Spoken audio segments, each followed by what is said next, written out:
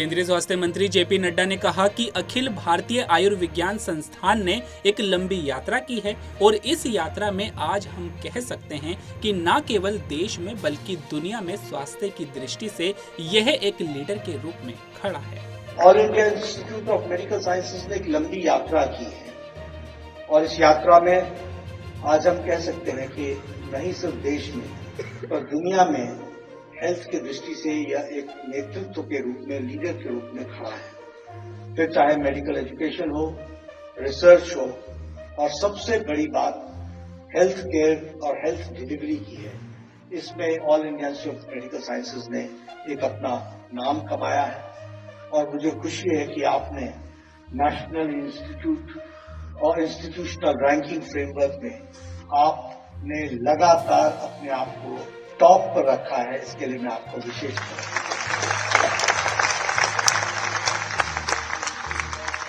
AIIMS ने एक नेतृत्व के रूप में, लीडर के रूप में AI driven diagnostics, robotic surgery की ट्रेनिंग और सबसे बड़ी बात यह है कि आपने डुअल किडनी ट्रांसप्लांट और रेनल ऑटो ट्रांसप्लांट इसमें जो लीड लिया है, इसके लिए मैं all India institute of medical sciences को विशेष रूप से बधाई देना चाहता हूं। एसपी निखिल राखेचा ने कहा कि गरियाबंद पुलिस को नक्सलियों के सप्लाई सिस्टम और सपोर्ट सिस्टम को तोड़ने में एक अच्छी सफलता हासिल हुई है। एक संयुक्त अभियान में गरियाबंद पुलिस, STF, कोबरा और CRPF की टीमें शामिल थी और उन्हें नक्सलियों का डंप बरामद करने में सफलता मिली है। नक्सलियों के सप्लाई सिस्टम और सपोर्ट सिस्टम को तोड़ने में एक अच्छी सफलता हासिल हुई है। एक संयुक्त अभियान में गरियाबंद पुलिस, STF, कोबरा और CRPF की टीमें शामिल थी, जहां पर एक नक्सलियों का डंप रिकवर करने में सफलता हासिल हुई है। इस डंप में 8 लाख रुपए कैश, कई एक्सप्लोसिव सामग्री और नक्सली साहित्य डायरी बरामद हुई है। ये अब आगे इसमें मैनपुर थाना में इसमें FIR किया गया है और इस 8 लाख रुपए का सोर्स भी जाना जाएगा कि किनके द्वारा नक्सलियों ने ये पैसा इकट्ठा किया है और इसपे जो इसमें इन्वॉल्व रहेंगे इन पे सब पे कार्रवाई की जाएगी। मध्य प्रदेश के मंत्री प्रहलाद सिंह पटेल ने कहा कि डॉक्टर देवेंद्र प्रधान के चरणों में नमन। मुझे उनके साथ सांसद रहने का अवसर मिला है। वे इतने सरल और कर्मठ व्यक्तित्व के व्यक्ति थे जिनसे हम जैसे कार्यकर्ता प्रेरणा लेते रहे हैं। ओडिशा की भाजपा उनके सामर्थ्य, त्याग और परिश्रम का परिणाम है। डॉक्टर साहब के चरणों में नमन। मुझे उनके साथ में सांसद रहने का अवसर मिला है। अटल जी की सरकार में मैं भी राज्य मंत्री था और धर्मेंद्र जी से हमारा बहुत पुराना संबंध है ही। इतना सरल व्यक्तित्व और इतना कर्मठ व्यक्तित्व जिनसे हम जैसे कार्यकर्ता प्रेरणा लेते रहे। और मैं ये कह सकता हूं कि उड़ीसा की भारतीय जनता पार्टी डॉक्टर साहब के परिश्रम, त्याग और उनके सामर्थ्य का परिणाम। मैं उनके चरणों में नमन करता हूं। नीतीश कुमार राष्ट्रगान विवाद पर पूर्णिया सांसद पप्पू यादव ने कहा कि जब महात्मा गांधी और बाबा साहब अम्बेडकर का अपमान होता है तो क्या यह बात राष्ट्र विरोधी नहीं है? क्या मुख्यमंत्री का इरादा राष्ट्र के खिलाफ था? सूप बाजे तो बाजे, चलनियों बाजे।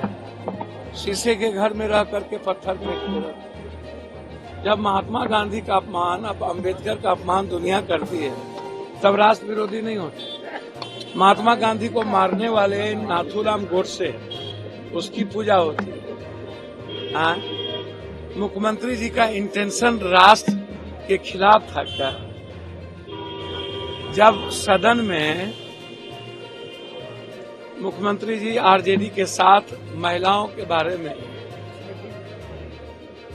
कोई इंटेंशन तो नहीं था जब वो बात उठी थी।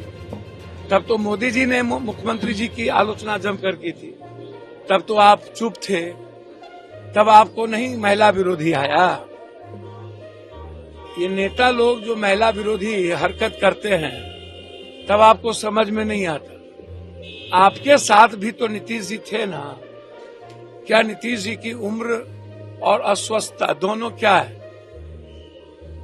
अब आप हर ऐसे इशू को राजनीतिकरण करते रहिए और अपने को आप राष्ट्र भक्त बन जाइए। तो आप तो कहते हैं कि कानून में नैतिकता नाम की चीज नहीं है, इसीलिए इस्तीफा का कोई मतलब नहीं है। भाजपा विधायक कैलाश गहलोत ने बिजवासन में चल रहे रेलवे स्टेशन के पुनर्विकास और मेगा टर्मिनल के निर्माण कार्य का निरीक्षण किया।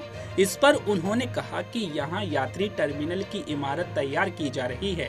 आज हमने यहां का निरीक्षण किया। रेलवे और तमाम जिम्मेदार विभागों के अधिकारी भी यहां मौजूद रहे।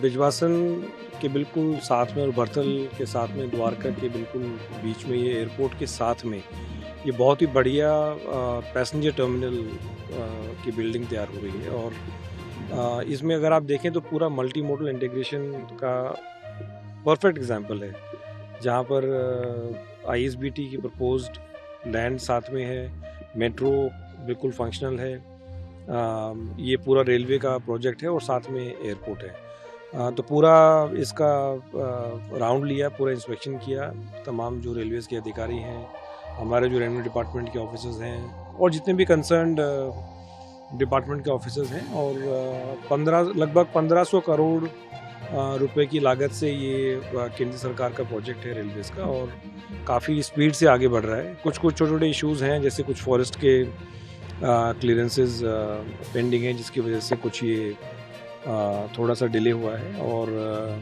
मुझे पूरी उम्मीद है कि एक बार जब ये बन के तैयार हो जाएगा पूरा पैसेंजर टर्मिनल, और बहुत बढ़िया डिज़ाइन है।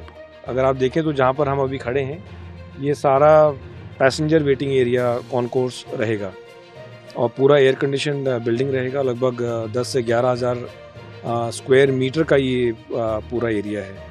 तो मुझे पूरी उम्मीद है कि बहुत जल्दी ये प्रोजेक्ट पैसेंजर टर्मिनल बिजवासन तैयार होगा, और जितने भी इस तरफ द्वारका और आउटर दिल्ली वाला जो ये बेल्ट है, यहाँ से जिसको भी अगर ट्रेन, और ये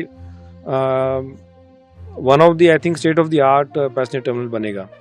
तो जितने भी इस तरफ के रेजिडेंट्स हैं जो रेल के द्वारा ट्रैवल करना चाहते हैं, कोई ISBT से आया, बाहर से आया, उसको यहाँ से ट्रेन पकड़े, उसके लिए बहुत बड़ी सुविधा रहेगी।